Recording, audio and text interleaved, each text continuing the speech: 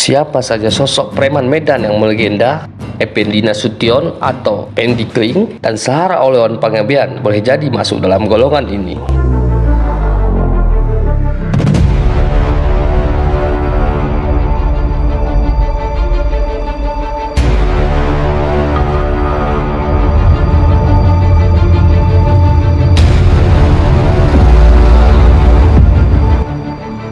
Ada banyak alasan sehingga HMY Effendi Nasution yang dikenal dengan Pendi Kling dan Sahara Olewan Pangabean atau Olo Pangabean sebagai legenda. Kiprah keduanya semasa hidup setidaknya pernah membuat preman Medan tak lagi berkutat di pinggir jalan.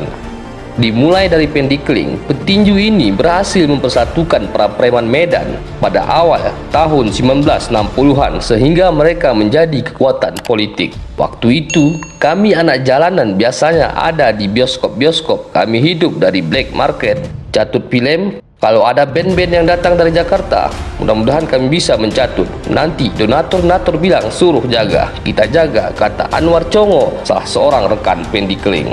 Upaya Pendi Kling menyatukan rekan-rekannya dalam satu organisasi berhasil membuat mereka tak lagi disebut preman.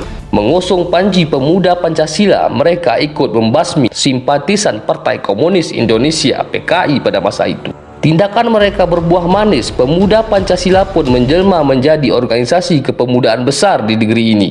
Di bawah kepemimpinan Pendi Kling, para preman yang umumnya mangkal di bioskop-bioskop menjelma menjadi orang terpandang dan tak jarang punya peran di dunia politik. Karena kiprahnya, Pendi Kling pun mendapat julukan Singa Sumatera.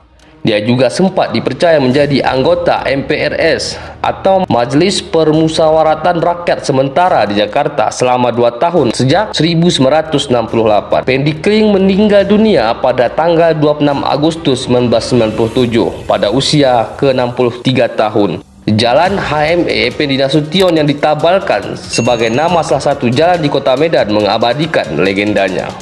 Sementara itu, bekas anggota Pendi Kling, Olo Pangabean, punya kisah tak kalah mentereng.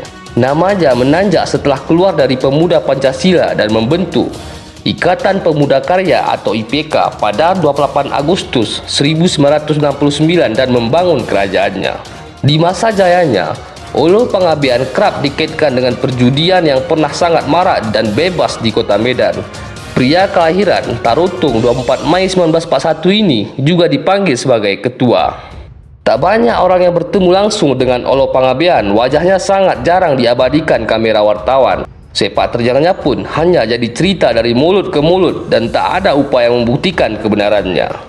Begitupun karisma nama Olo Pangabean di Sumut melebihi para pejabat. Gedung Putih, kediamannya di Jalan Sekip Medan pun tak kalah kondang. Penghormatan orang kepada Olo Pangabean bisa dilihat saat dia berulang tahun, Natal dan Tahun Baru. Jajaran papan bunga ucapan selamat termasuk dari para pejabat memenuhi kawasan sepanjang Jalan Sekip dan jalan-jalan sekitarnya. Meski sering dikaitkan dengan dunia hitam, Olo Pangabean juga dikenal sebagai sosok dermawan. Dia banyak membantu warga tidak mampu. Salah satu contohnya adalah ketika Olo Pangabean membiayai operasi pemisahan bayi kembar Siam Enggi Anjeli di Singapura pada tahun 2004. Bintang Olo Pangabean kemudian meredup sejak jabatan Jenderal Sutanto menjabat sebagai Kapolri pada tahun 2005. Praktik perjudian di Sumut yang sering dikaitkan dengannya diberantas habis sampai ke akar-akarnya. Olo Pangabean pun meninggal dunia karena sakit di Rumah Sakit Glen Grace, Medan pada Kamis 30 April 2009 dan dia kemudian dimakamkan di Tanjung Morawa, Deli Serdang.